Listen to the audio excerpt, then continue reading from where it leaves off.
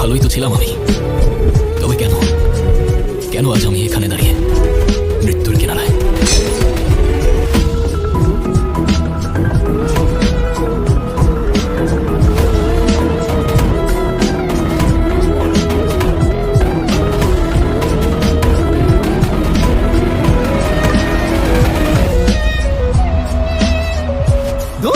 শালা ফাউল।